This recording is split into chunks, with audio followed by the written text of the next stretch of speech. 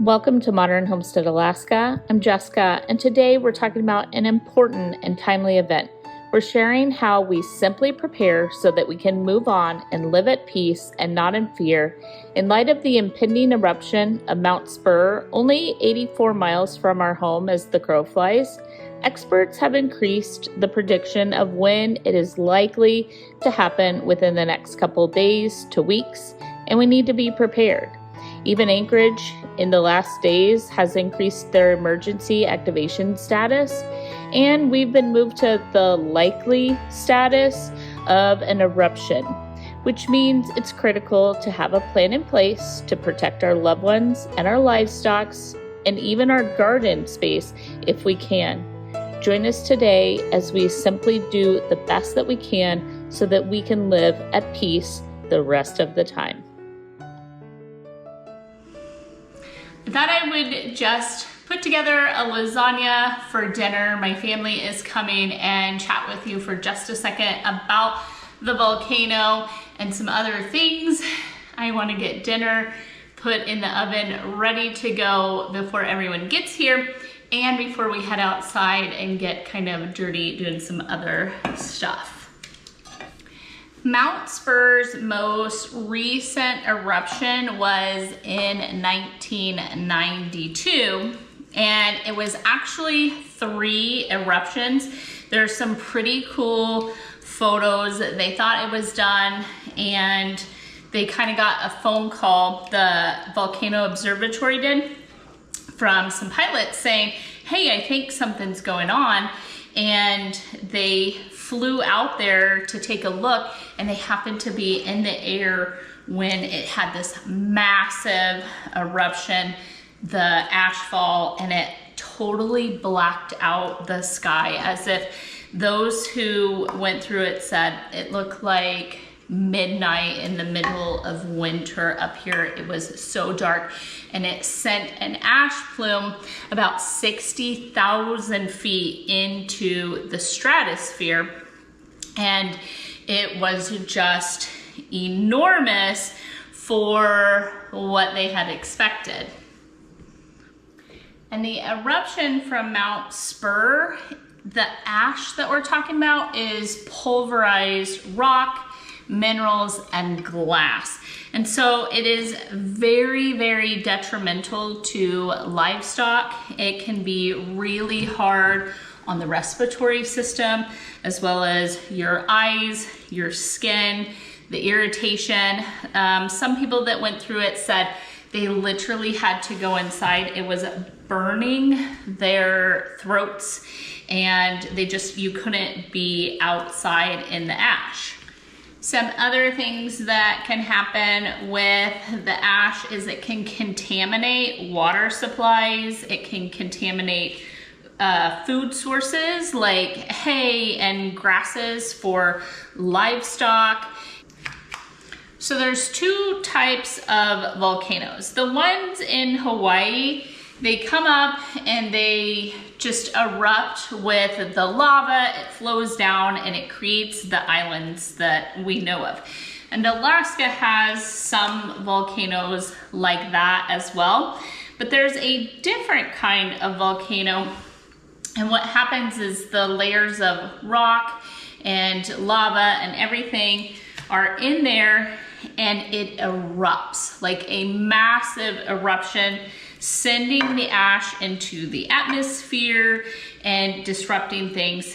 And there are 2 kinds of volcanoes like that. So Mount Spurr, I think it's called a stratovolcano, is a complex one. And the most famous complex one that I found was actually Pompeii. So the city of Pompeii was 5 miles away from this volcano that erupted. That's the same type of volcano that Mount Spurr is. So the massive eruption, because they were so close, covered Pompeii in about 20 feet of ash, and it literally drowned the entire city, killed everyone and everything in a matter of minutes. We're not 5 miles from this volcano, and that would be a mega eruption, but we are about 80 miles from it. Therefore, depending on the size of the eruption, we can get some pretty massive amounts of ashfall, and even small amounts of ashfall can be detrimental. And even though Alaska is maybe not known for its volcanoes, Alaska actually has 130 of them, whereas Hawaii, who is known for its volcanoes, only has about 5. And so even though this isn't like a big popular thing that is constantly talked about and it's starting to pick up news, here in Alaska, we are being warned and we are being told to prepare. And the city of Anchorage has even upped its emergency response and its preparedness a level in the last couple of days. They have over 46 stations set up throughout the city to give people masks and first aid gear and all the different things that they might need in order to survive this. So we aren't overreacting any more than someone who is being told a hurricane is coming their way. It can be detrimental. Here's all the things that can go wrong with this hurricane, and someone being prepared, battening up their home, getting ready for the storm that's coming. And this volcano has been moved to, it's going to erupt. How big, how soon? Those are questions we don't quite have answers to yet. However, it is going to happen. So my question is, if you knew a tsunami, a tornado, an earthquake, any of these natural disasters that could cause devastation were heading your direction, would you prepare? And for us, the answer is yes, of course. So I put together the simplest lasagna, just meat, sauce, and then ricotta, and then the top layer. I made kind of a bechamel. I took butter and I put some garlic cloves in it and kind of just sauteed them for a little bit, added some heavy cream and some mascarpone because we're trying to get through that, and a bunch of Parmesan cheese. And I'm just gonna pour that right over the top instead of doing a bunch of mozzarella. Just hold back the garlic cloves. I just smashed them and left them whole, see? And they just put their flavor. Oh, I did a little bit of red pepper flake. And I barely cooked the noodles, like a little bit al dente because I want them to absorb the sauces and just give flavor. And then top with some fresh grated Parmesan for the crust. And we have a beautiful lasagna. So the last thing I was gonna say as I'm finishing up and getting ready to head outside is we did take the time. Aaron and I have never been through a volcano, and I never intended on being prepared for it as an emergency. I never thought of Alaska and volcano, and the way that I operate is knowing that it's coming is one thing, but if I can get prepared, then I can just move on with my life at peace. If I just do the best that I can ahead of time, do what we can do, and then we don't have to live in fear. We're not sitting here staring at the sky, afraid of all the things that we haven't done or haven't gotten done. And that is it. That's kind of what I teach on the channel, and that's what today's video is gonna be about. It is, what can we do to just live at peace the rest of the time, knowing that emergencies can come. We can get an earthquake at any moment in time.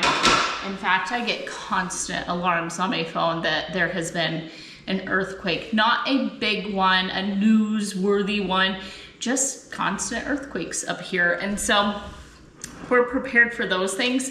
We might as well get prepared for something we know is coming. This pan has a top, it's supposed to go on like this, but I think it will press into the cheese. It's a little tall, so I'm gonna set it upside down like that.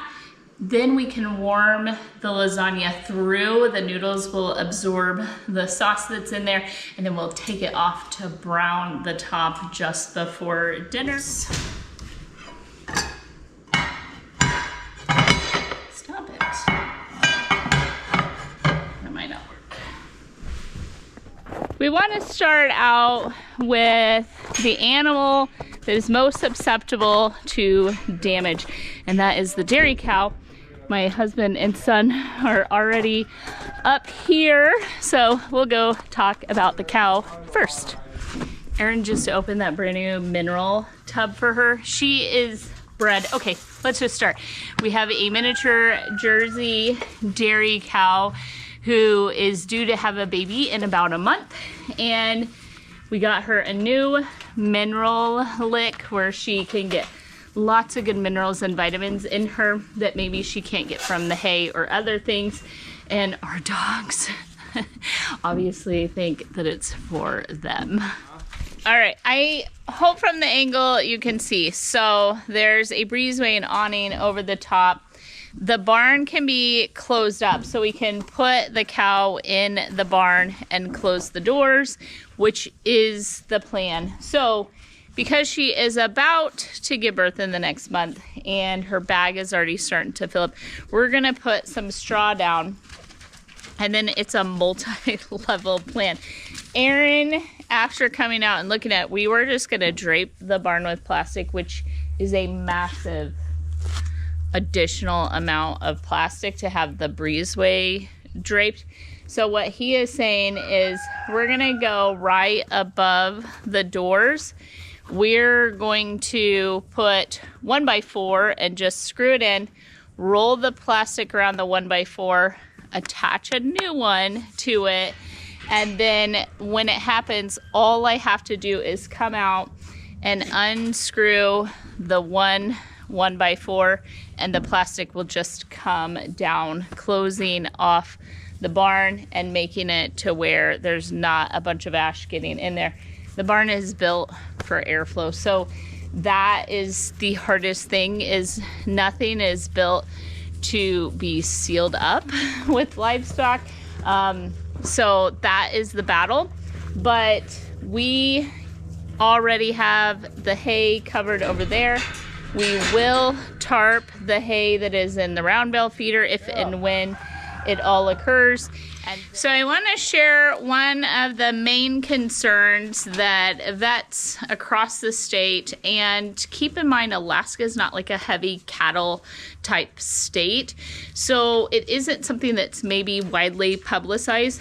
But cattle, more than any other grazing animal, are susceptible to something called fluorosis, and that's the amount of fluoride that is in the ash when it falls, and it pits out their teeth, causes poor milk production, and ends up the animal will starve itself and it will end up dying. And once it happens, there isn't a cure for it. There's not a shot we can give them. There's not a medication. You are going to lose that animal. The animals after cattle that are super susceptible to it are goats, sheep, and horses. So what's happening, if you can imagine, the ash is falling and then it's contaminating their food source. The cow is then going to sit there and chew her cud, meaning she's going to lay down, they kind of burp back up their food and they chew on it, and it will destroy her teeth. Peaches is super young. She's only a couple of years old. She is perfectly healthy, and the last thing we want to do is watch her suffer because we simply didn't want to spend $100 on plastic and the work that it takes. And we're more than happy to just replace the food altogether when it happens.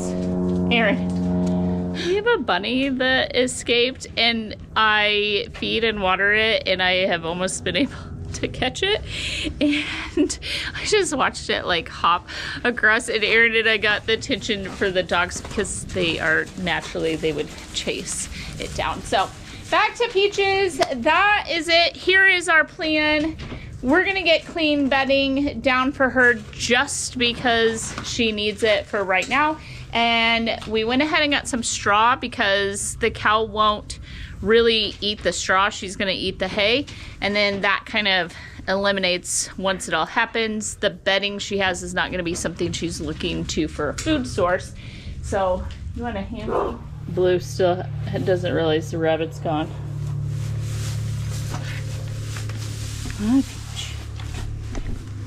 Erin's cleaning and clearing the area to make sure that we can shut the doors. Everything in here is pretty much just frozen to the ground. It still is not. Oh, jeez, Peach. I had my leg crossed. I wasn't ready for that. Bonked her own head. Jump, Peach.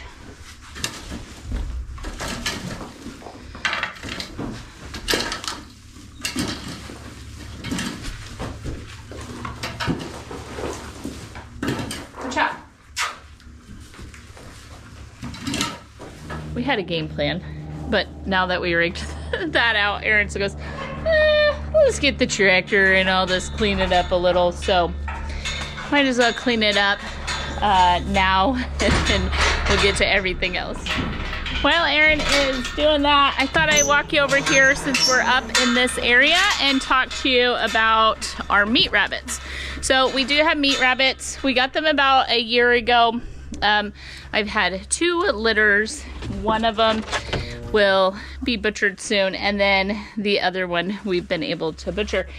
And the plan with the meat rabbits is, well, it's kind of twofold.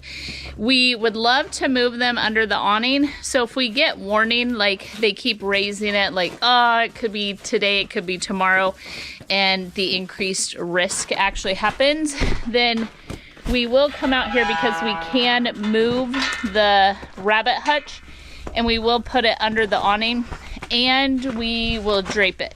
So what the veterinarians are saying to do with like chickens, but ours are in a house and not a coop, things like rabbits, is just to tarp over 100% their housing.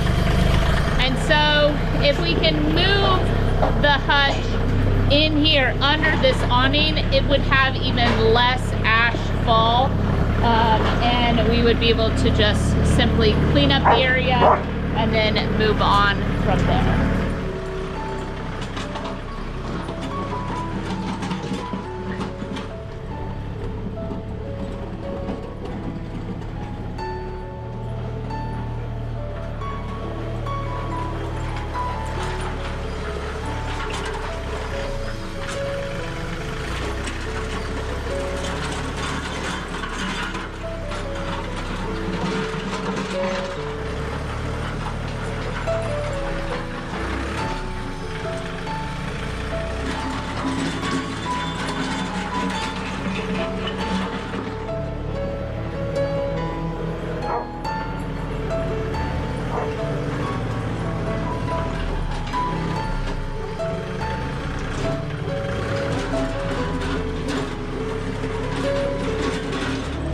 All the animal food in trash cans. It works really well. It keeps the moisture out, keeps the snow out, and it keeps critters from getting into it. This one, the cow got a hold of, but it still is gonna work. So we will keep the food that we have outside in these trash cans, and then we will bring out the bags of grain that we're gonna feed them with out of the garage whenever the time comes. We'll go ahead and bring the plastic out as well as soon as we're done cleaning up, and until we can get the 1x4s, do the whole roll plan, that's gonna be easier for me. So I did want to mention, in 1992, it took about 2 hours for the ash to cover the area that we're at. When it goes off, there will be an emergency response. It will be on everyone's cell phones and all of the different things, and we will know. But the soonest Erin could be to me is at least an hour, and that's if the highway doesn't get backed up with him trying to get here. And that is like with normal windy conditions. So I need to be able to, if I'm at home without help, my grandmother could not help me, everyone was at work, it goes off midday, I have to be able to do all of this myself, and that's how the idea got changed. We thought we had everything set and ready, and Erin thought up a way that, hey, wait, Jessica wouldn't be out here on a roof trying to drape everything. She could literally just unscrew a couple of screws, the draping just falls down, and then I can just move on to the next task and hopefully could get everything done before he even gets home. So that's the goal. Of course, if it goes off and we're all home, we will all pitch in and it will be fantastic. But getting everything kind of staged and in its spot to where I'm not carrying 50, the boxes of plastic are 56 pounds. So I'm not trying to carry all that around myself. Let me go help him.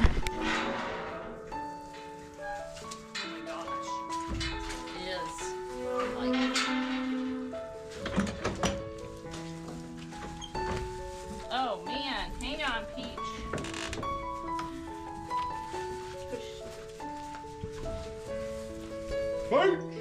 Peach.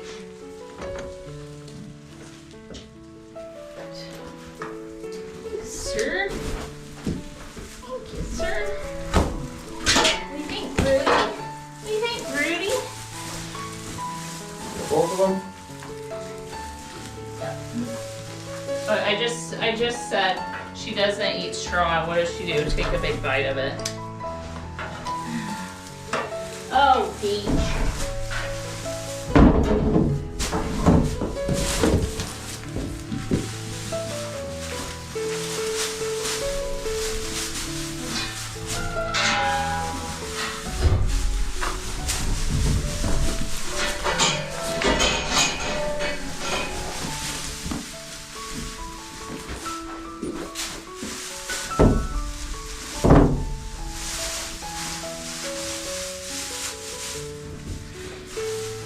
Hi, Oopie.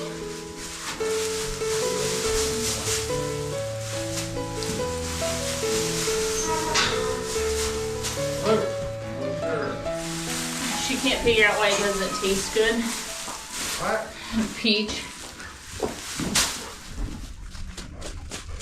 Welcome to the garden. This area I am very concerned about protecting for a couple of reasons.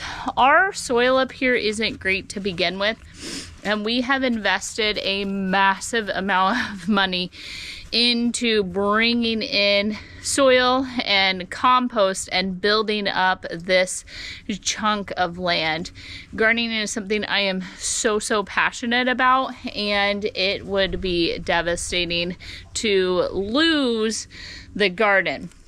Now, volcanic ash is actually good for your garden, but you would never put a 1/4 inch or more of volcanic ash over your garden because the acids and the different things would poison the garden in the end. And by poison, I don't mean we're gonna die from it, that it will kill the vegetation. It will destroy the living organisms that we've worked so hard to build. And it is an area that if it goes off and I am home alone, I am not going to focus my attention on the garden.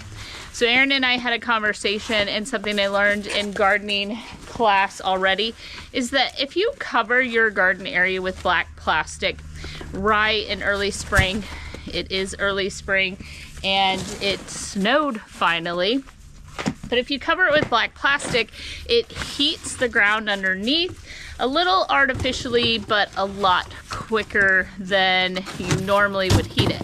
So we decided that regardless of what happens, we're going to go ahead and cover the garden today. And all that's going to happen is it's going to protect it, and it is going to start heating up the ground, making it workable a little bit more early than expected. And so if that's the worst thing that happens, so be it. We'll be able to roll it up. Some minimal ash will still end up in the garden, and yeah, we should be good to go. So we're actually going to cover the garden.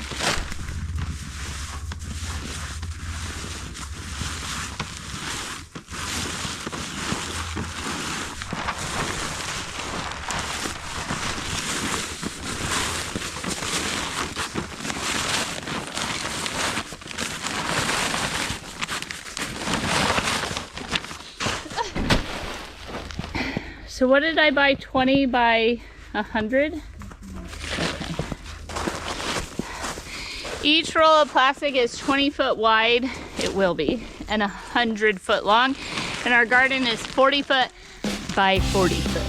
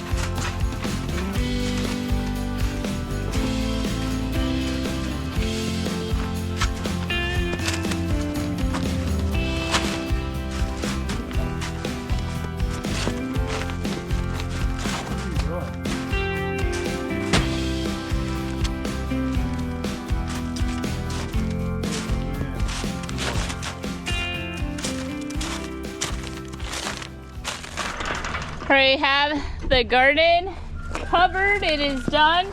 This is a walkway, and these things I left, they froze into the ice, so no judgment around here. I leave things out, and well, winter happened. So anywho, like I said just a second ago, the worst case scenario is we have workable soil a little bit earlier than we normally would. And now the weight of that is off of my chest, and I don't need anyone's help. I can just move on to only worry about the people, my grandma and my children, and then the livestock. Like the other animals, we keep the chickens' food in this big trash can, and all of the additional food we have, we're keeping in the garage just to kind of keep everything from getting ash on it if possible. We also keep them in these trash cans just to keep mice or anything like that out of the chicken's food. And then it also keeps it from getting wet, moisture, dust, all those different things. So it shouldn't be too big of a deal as far as the food goes, and we'll just make sure and keep a lid on it.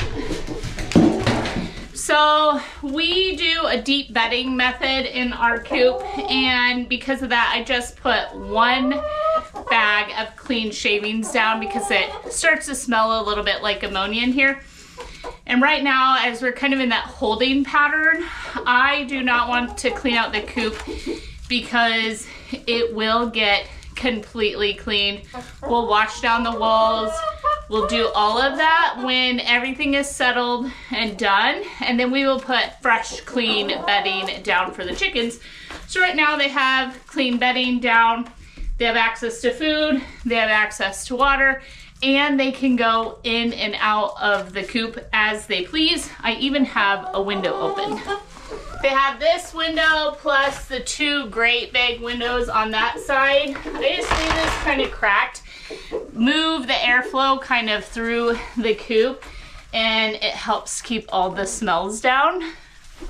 But when everything occurs, gross, we will close all of the windows, and that should help as far as the windows go, just like the inside of the house. But we have 2 doors right behind you.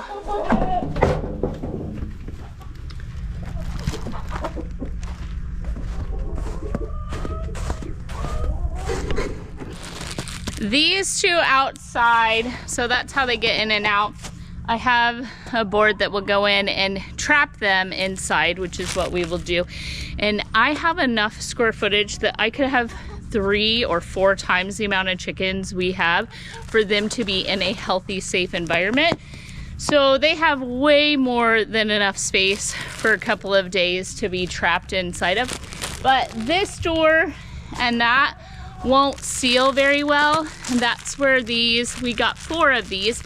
It should only take 1.5 of these, and we have a staple gun, and the plan is I have a board to block this door to where they can't open that.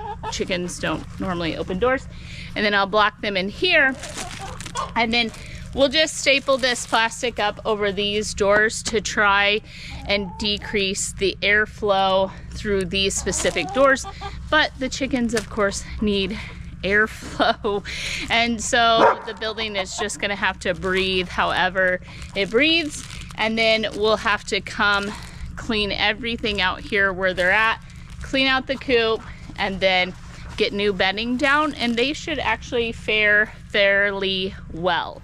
I was hoping to catch one of them. They were dust bathing earlier. Chickens love to roll in the dust and the ash and sand and dirt, and it's how they keep their own feathers clean, actually. So our main concern is this is a livestock animal that will want to roll in the ash, and you would never pulverize, you know, insulation, fiberglass, something like that, and then give it to your chickens to roll in.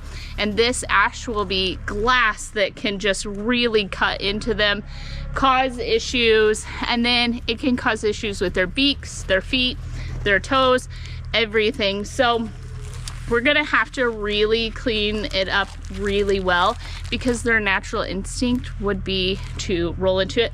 Chickens are also kind of susceptible to inhaling things and getting like lung and issues like that. So for the birds' health and safety, we're just gonna lock them in, close up the couple of doors, seal up these 2, close everything else tightly down, and when everything is done, we're gonna clean like our life depends on it. So I'll just set it. We have 3 of these. I used 1 inside the house. So we have 3 of these. I'll just leave them out here so I'm not looking for them when the time comes. I have their waters in here as well, so those are just ready to go.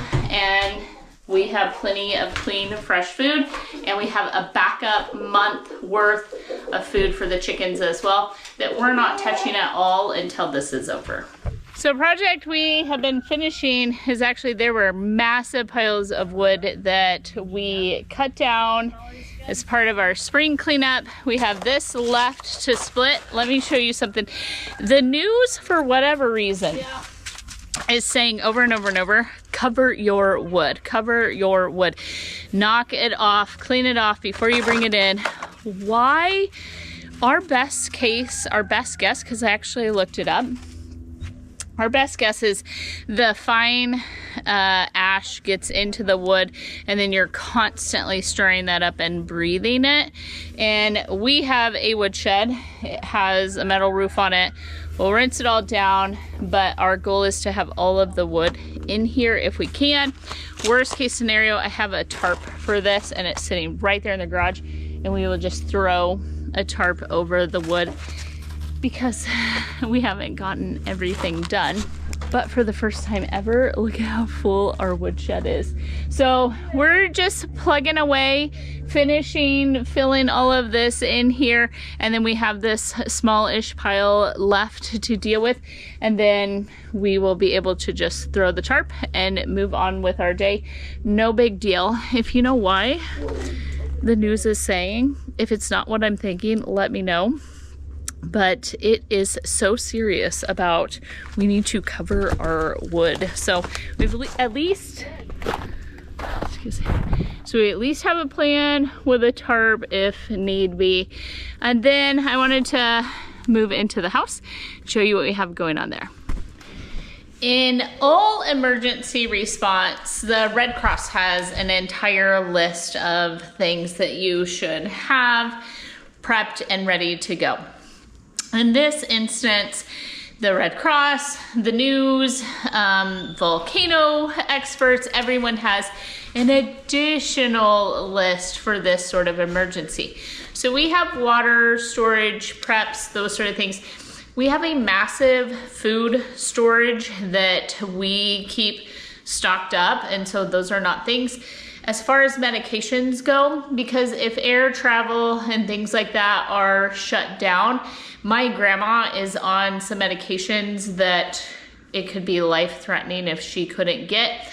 Not only that, dragging her out in her ailing health, those sort of things could be really detrimental to her health. And so my mom went ahead and ordered her some additional medication. So she is completely stocked up on medicine. She has over a month supply on backup. And so those are things that you really need to think about. Is it something that the ash plume is going to affect? Well, no, not necessarily. But if you can't get it, if it can't be shipped here and those sort of things, then that is going to be an issue. So what I did was grab the additional things and some recommendations from you guys, the viewers, and I went ahead and just threw them in a tote. And let me show you some.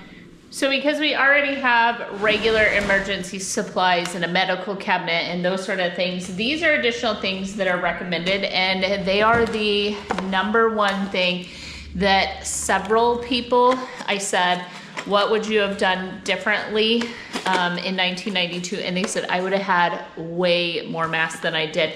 We have put some of these in everyone's vehicles because if you are in a vehicle, you are traveling, you're gonna want a mask immediately. So I have 2 boxes. Here's the other thing. All of these are N95 masks, which is what is recommended, but everyone's face shape is just slightly different. And so one may fit me really well, whereas another one is gonna fit Erin. And you have to keep in mind respiratory rules because Erin has been certified to wear respirators many times. In order to do that, he must shave. He is not going to shave for this. He will just do the best he can and go with the flow. But do keep in mind, facial hair gets in the way of the mask sealing properly. And so Aaron is a grown man and he will have to just do what it is he feels best for him. So this is one style of N95 mask. Then we have this style, which is a totally different. These are individual. I put this one in Wyatt's truck for him, so he has this going on. I have 10 or so of those. This is a different N95 respiratory mask. It's a much different, like more rounded shape. And so on, and then you kind of pinch it around the nose. They're also different prices. Something else, these are super thick 6 mil rubber gloves. Someone explained the ash that their experience with it is that it is like a pulverized pumice stone, that it just mutilates like your hands, your skin, everything when you go to clean it up. So we went with some really thick gloves. We have medical gloves already in the house. These are just a little higher intensity. I have a bunch of tape. So we got about 10 rolls of this same tape. This is for underlayment, so it's for the type of plastic that we have, and then it is kind of heavy duty. You can use it on carpet padding, underlayment, packing, different things like that. We have this in case we need to kind of seal up with the plastic. We have two new, I have some, they just struggle and we've had issues with them. So this staple gun, you just swing it and it's like a hammer tacker. This is going to help me with the chicken coop and everything else, and I can just go out there. I got 2 boxes of staples that go specifically to this one. And then this one is for my mom for the cabin. She's gonna be taking some plastic and some supplies out there. And then we have Tyvek suits. Again, just trying to keep it off our skin and everything, protecting ourselves as best we can, our clothing, that sort of stuff. I got some new mop heads because you want to clean it with water.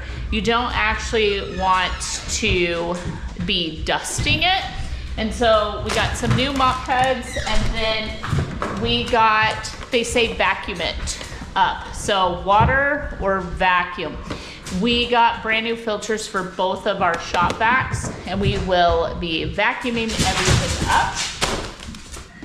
Okay, so our final thing that we plan on doing, which was a recommendation from you guys as well, is putting wet towels in the window seals of all the windows. They are gonna tell you, so no one understands. Even when I told someone recently, we don't have any forced air. So we don't have vents running through our house at all. So we don't have filters that we need to be worried about. If you did have filters in your house, that is something that they highly recommend. You have to change those filters, shut off any forced air as the ash is falling, and then just go from there. Our house is heated literally from wood alone, and the caps, there's caps over the tops of the wood stoves. So there's not much that we can do in that way, but we don't have a furnace, we don't have HVAC, we don't have any of that. But if you do, you need to have replacement filters for those things. I'm trying to get my eyes out of the sun. So the last and final thing is, in addition, in the trucks, we actually had to order in because the news, the mechanics, everyone is saying, you have to replace the filters in your vehicles that get stirred up the ash on the road. They had none in the state that went to our truck. And so we had to pay the shipping fee in order to get the filters sent in, and all of the replacement filters we need for our truck will actually be here on Wednesday, and then Aaron's picking up tomorrow replacement filters for the tractor, because we can't do the cleanup around the coop or the barn without the tractor. Therefore, the tractor filters will be needing to be on standby in order to replace those, as the filters get all clogged up, and it can shut down vehicles and wreak havoc on all of those other things. And the other things we grabbed was several gallons of windshield washer fluid. So they're saying when the ash is falling, don't run your windshield wipers without running the fluid at the exact same time. And so those are the things that are completely sold out up here. Our new windshield wipers, as well as filters for all sorts of vehicles, and then everything to change the oil in your vehicles, your tractors, your equipment, those sort of things. So we were able, Home Depot has pallets of washer fluid, and so no big deal with that. So that's it. We think we're pretty well prepared. We just added some masks, oh, and goggles.